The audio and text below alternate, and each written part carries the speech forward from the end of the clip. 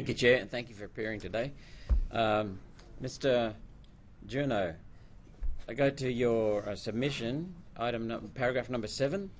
However, I'll quote, however, even when labour hire companies operate in full compliance with the law, the manner in which they have been used by the industry has done much to undermine the integrity of enterprise bargaining processes. And I went, oh no, not more of the coal industry again. But I think it's not as bad as what we're seeing in the coal industry. So let me tell you what's going on in the coal industry. There's no loophole. There are simply breaches, major breaches of the Fair Work Act that's not being enforced. The solution is to enforce the Fair Work Act. We've seen failures, gross failures, by the Fair Work Commission, the Fair Work Ombudsman. Last week I received gross misrepresentations, fraudulent documents being cited. Coal LSL's had problems. The Mining Energy Union has had problems. If I go then to your paragraph 10 and 11, Mr. Juno, am I right in coming to the conclusion that the labour hire firms are operating in accordance with the award, but the host employer is using them to bypass the enterprise agreement? 100%. That's 100% legal under the Fair Work Act. As it currently stands, employers can do that. And disclosing this labour hire loopholes wrought for our industry is integral in getting this fixed and enterprise bargaining back on track. Employers will bargain knowing full well that they're not going to employ that cohort of employees under that agreement anyway. And as I sort of made in my opening statement, the parties are bound to that document or that enterprise agreement for the term of that agreement, but the employer's not. They can just circumvent that by engaging a labour hire company to provide those workers at a substantially cheaper rate. Okay, so that's a real bypass of the process. A legal bypass. Legal, right. Correct. Unlike the coal industry, where it simply needs enforcement of the Fair Work Act. So the compliance, the process of developing or arriving at an enterprise agreement, that is in compliance. That's in accordance with the law at the moment in the meat industry. Sorry, I might. Going through the enterprise bargaining process with the employer, Yep. They've got to initiate bargaining, or you've got to go and get a bargaining order. They'll put out a bargaining rights information to the employees, or a NER, Notice of Representational Rights. You then commence the bargaining process.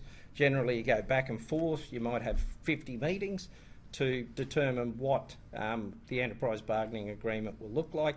That then goes to the vote of employees covered by that agreement, and that then sets the terms and conditions of employment for the term of the agreement.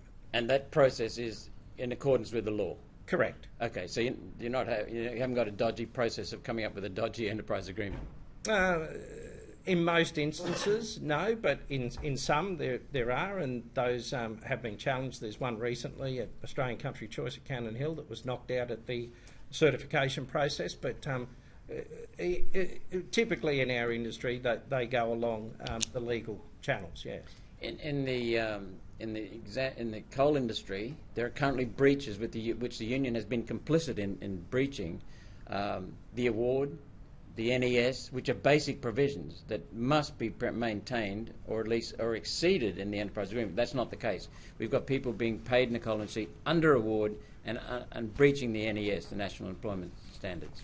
I'm not aware of that. No, but that's not the case. How do you check against the NES and against the award? We do a boot analysis of all agreements, and typically our agreements sit substantially higher than the award. Mm-hmm. But certainly there's an internal boot analysis done of every document that goes up for a vote.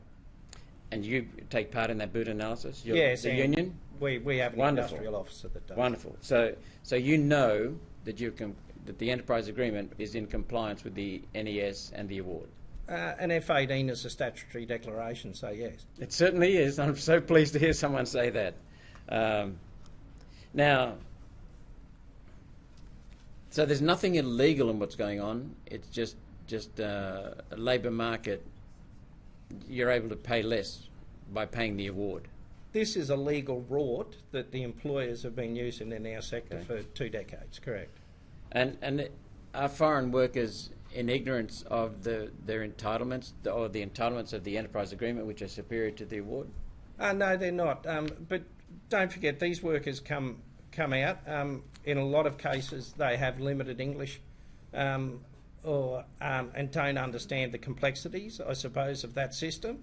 The union does go and speak to those workers and inform them of their workplace rights, try to explain why they are being paid less than what the local workforce are. And certainly this isn't the first inquiry that I've made. Similar submissions in the past about this particular issue in our sector. Okay, keep going. JBS... Final question. Thank you, Chair. JBS, if I heard you correctly, is actually switching from labour hire to permanent. Yes. Is that what you said? Yes. Okay. Not to permanent, sorry, to direct employment. In our sector, labour hire can be a mixture of casual and permanent. Okay, sorry. Thank you. This is to direct Thank you for correcting me. And Correct. Mr. Gould, I couldn't let it go. I loved your answer. The answer to every question in industrial relations is it depends. And that's one of the major problems we've got in this country, because the Fair Work Act is so damn complex, prescriptive, and it just can't cover every situation. And then it becomes misinterpreted and abused, and that's the real problem as I see it. Any comments on the complexity?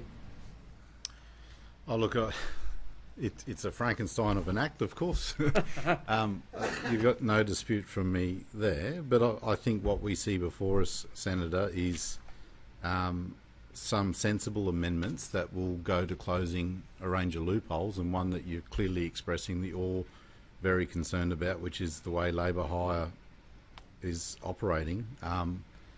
We think they're sensible amendments. Sure, need some fine-tuning. Sure, we'd like to see it go further in some areas, but this is a really important step and we'd like to see the bill passed.